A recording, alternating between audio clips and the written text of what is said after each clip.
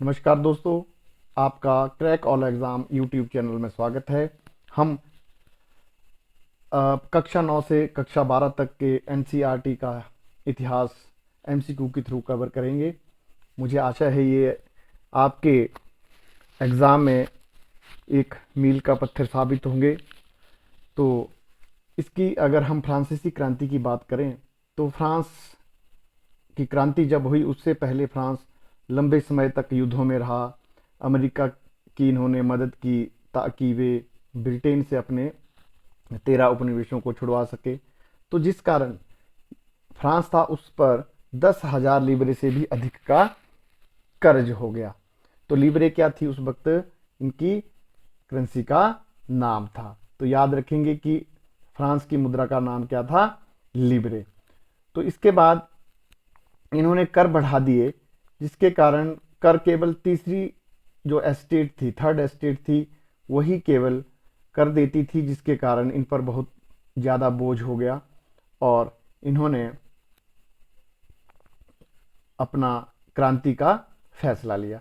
तो जो फ्रांस के राजा थे लुई 16वां, उन्होंने कर बढ़ा दिए। इन्होंने नमक और तंबाकू पर भी कर लगाया हुआ था और खाने पीने की चीज़ें भी आसमान छू रही थी, जिसके कारण लोगों ने क्रांति कर दी और जिसे हम फ्रांस की क्रांति के नाम से जानते हैं।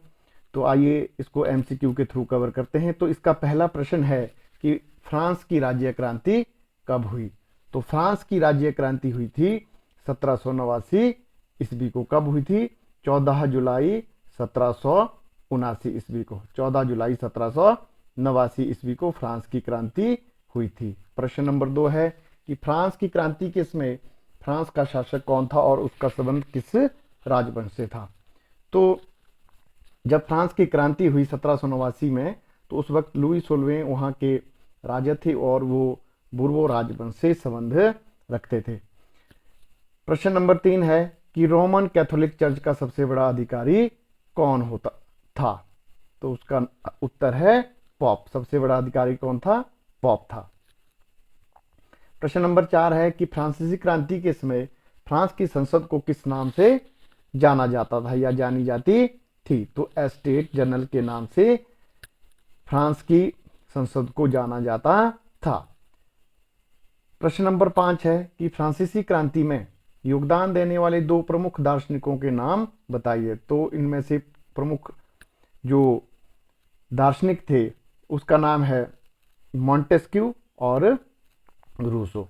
मॉन्टेस्क्यू और रूसो इनका नाम है। तो प्रश्न नंबर 6 है कि रूसो द्वारा जो किताब लिखी गई उसका क्या नाम है? तो रूसो द्वारा लिखी गई पुस्तक का नाम है सोशल कॉन्ट्रैक्ट या सामाजिक समझौता। प्रश्न नंबर 7 है मॉन्टेस्क्यू ने किस ग्रंथ की रचना की या किस किताब की रचना की? तो उसका नाम है द स्पिरिट्स ऑफ लॉज, कानून की आत्मा। क्या नाम है? Spirits of laws. मनुष्य स्वतंत्र पैदा हुआ है और वह सर्वत्र बेड़ियों में जकड़ा हुआ है, यह किस दार्शनिक का कथन है? तो यह कथन है रूसो का। इसको याद रखेंगे, किसका कथन है? रूसो का। प्रश्न नंबर 9, रूसो के बिना फ्रांसीसी क्रांति असंभव थी, यह किसका कथन है? तो यह कहा था नेपोलियन बोनापार्ट ने। किसने कहा था?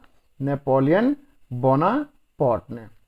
नेक्स्ट प्रश्न है कि फ्रांसीसी क्रांति का तत्कालीन कारण क्या था? एस्टेट जनरल का अधिवेशन। मैंने कहा कि कर बढ़ाने की कोशिश की, कर बढ़ाए, तो जो एस्टेट जनरल थी उसका अधिवेशन हुआ और इसके बाद इनमें सहमति नहीं बनी और फ्रांस के लोगों ने क्रांति कर दी। नेक्स्ट है कि फ्रांस के किस दार्शनिकों का सम्राट कहा जाता है? फ्रांस के किस दार्शनिकों का सम्राट कहा जाता है? तो वोल्टेयर को फ्रांस के दार्शनिकों का राजा या सम्राट कहा जाता है। नेक्स्ट प्रश्न है कि फ्रांसीसी क्रांति के 3 प्रमुख सिद्धांत कौन से थे? तो समानता, स्वतंत्रता और बंधुत्व। ये बहुत बार प्रश्नों में पूछा गए हैं और पूछे जाते रहे हैं, तो ये याद रखेंगे कि 3 प्रमुख सिद्धांत थे, समानता, स्वतंत्रता और बंधुत्व। इसको इंपॉर्टेंट मार्क करेंगे, यह बहुत ही इंपॉर्टेंट क्वेश्चन है। नेक्स्ट है कि मैं फ्रांस हूं और मेरी इच्छा ही कानून है। मैं फ्रांस हूं, मेरी इच्छा ही कानून है। यह शब्द किसने कहे? तो ये शब्द थे लुई सोलमे के। किसके थे? लुई सोलमे के। नेक्स्ट क्वेश्चन है कि एस्टेट जनरल का अधिवेशन कब हुआ था? तो इनका अधिवेशन हुआ था 17 जुलाई 1789 ईस्वी में। 17 जुलाई 1789 ईस्वी में। नेक्स्ट है कि टेनिस कोर्ट में जनसाधारण के प्रतिनिधियों ने किस बात की शपथ ली थी? तो किस बात की शपथ ली थी? संविधान बनाने की। फ्रांस का संविधान बनाने की शपथ ली गई थी यहाँ पर। इसके बाद ही वहां पर संविधान निर्माण की प्रक्रिया शुरू हुई थी। क्वेश्चन नंबर नेक्स्ट है कि फ्रांस में मानव एवं नागरिक अधिकारों की घोषणा किसने करी? तो किसने की? राष्ट्रीय महासभा ने। किसने की? राष्ट्रीय महासभा ने। नेक्स्ट क्वेश्चन है कि बास्तिल का पतन कब हुआ?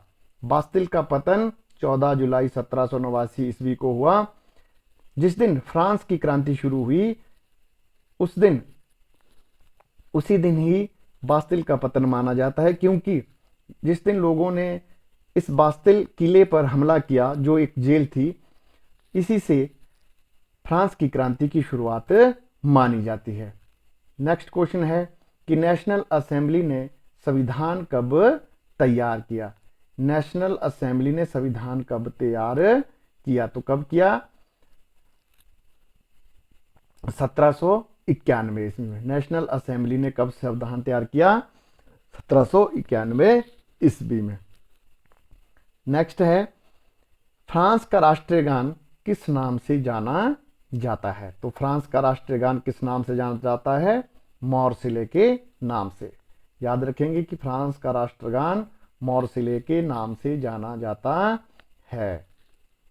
नेक्स्ट है कि फ्रांस में राजतंत्र के स्थान पर गणतंत्र की स्थापना कब की गई? कब हुई? 21 सितंबर 1792 ईस्वी को। कब हुई? 21 सितंबर 1792 ईस्वी को। नेक्स्ट क्वेश्चन है कि लुई सोलहवें को मृत्यु दंड कब दिया गया? ये इंपॉर्टेंट मार्क करेंगे कि जो लुई सोलहवें था, इनको मृत्यु दंड दिया गया 21 जनवरी 1793 ईस्वी को, और इनको देशद्रोह के आरोप में फांसी पर लटका दिया गया। कब? 21 जनवरी 1793 ईस्वी को। नेक्स्ट क्वेश्चन है कि फ्रांस में आतंक का राज्य किस राजनीतिक दल ने स्थापित किया?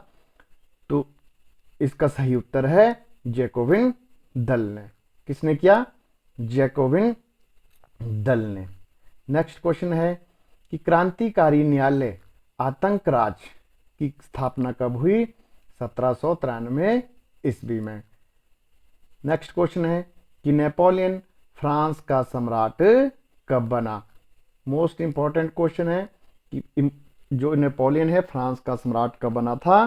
सन 1804 ईस्वी में। कब बना? 1804 ईस्वी में। नेक्स्ट क्वेश्चन है कि जॉन लॉक द्वारा लिखी पुस्तक का नाम क्या है? Two treatises of government. Two treatises on government. Two treatises of government. Next question है कि 1789 से पहले फ्रांसीसी समाज कितने वर्गों में बंटा हुआ था? तो फ्रांसीसी समाज 3 वर्गों में बंटा हुआ था। फर्स्ट एस्टेट, सेकंड एस्टेट और थर्ड एस्टेट। कुछ अन्य मुख्य बिंदु हैं कि जो उस वक्त फ्रांस में जो कर थे, जिसमें प्रमुख कर था टाइद। यह जो टाइद कर था, यह चर्च द्वारा लिया जाता था। किसके द्वारा? चर्च द्वारा लिया जाता था, और यह कृषि की उपज का 10वें हिस्से के बराबर होता था। तो याद रखेंगे टाइद क्या था? चर्च द्वारा लिया जाने वाला कर।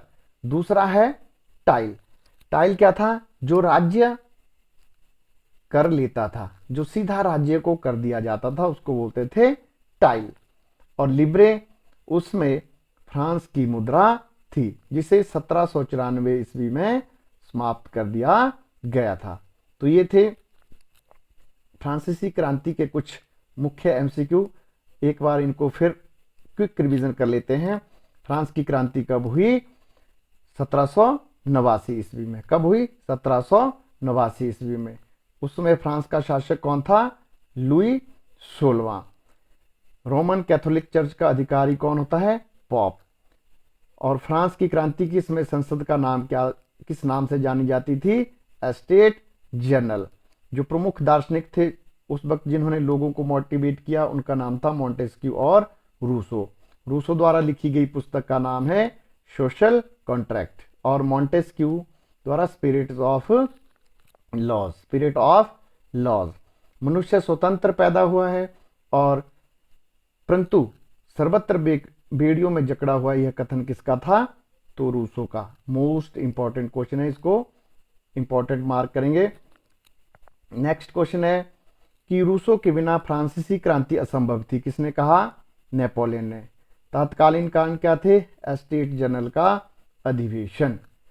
फ्रांस के किस दार्शनिकों का सम्राट कहा जाता है? वोल्टेयर को। फ्रांसीसी क्रांति के 3 प्रमुख सिद्धांत, समानता, स्वतंत्रता और बंधुत्व। मोस्ट इंपॉर्टेंट क्वेश्चन है ये, इसको अपने पास नोट कर लेंगे। मैं फ्रांस हूं और मेरी इच्छा ही कानून है, किसने कहा? लुई 16वें ने। किसने कहा? लुई 16वें ने। एस्टेट जनरल का अधिवेशन 17 जुलाई 1789 ईस्वी को।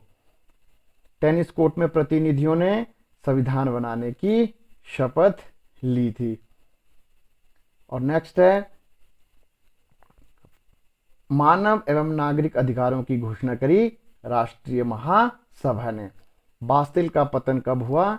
14 जुलाई 1789 को। नेशनल असेंबली ने संविधान कब तैयार किया? 1791 ईस्वी में। नेक्स्ट है कि फ्रांस का राष्ट्रीय गान को मॉर्सिले के नाम से जाना जाता है। किस नाम से जाना जाता है? मॉर्सिले के नाम से। फ्रांस में गणतंत्र की स्थापना कब हुई? 21 सितंबर 1792 ईस्वी में। लुई 16वें को मृत्यु दंड कब दिया गया? 21 जनवरी 1793 में। कब दिया गया? 21 जनवरी 1793 में। देशद्रोह के आरोप में इनको फांसी की सजा दे दी गई। नेक्स्ट है कि आतंक राज किस दल से संबंधित है? जैकोबिन दल से। नेक्स्ट है, क्रांतिकारी न्यायालय की स्थापना कब हुई? 1793 ईस्वी में। नेपोलियन फ्रांस का सम्राट कब बना? 1804 ईस्वी में। जॉन लॉक द्वारा लिखी गई पुस्तक है टू ट्रीटीज ऑफ गवर्नमेंट। और 1789 से पहले फ्रांसीसी समाज कितने भागों में विभक्त था? 3 भागों में। और इसके मुख्य कर थे टाई, जो चर्च द्वारा लिया जाता था। टाई याद रखेंगे, इसको अपने पास नोट कर लेंगे। दूसरा था टाई, सीधे राज्य द्वारा लिया जाता था। और फ्रांस की मुद्रा उस वक्त थी लिब्रे।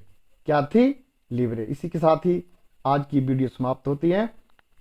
अगर आपको पसंद आई तो कृपया लाइक करें, शेयर करें और चैनल को सब्सक्राइब करें। Thanks for watching.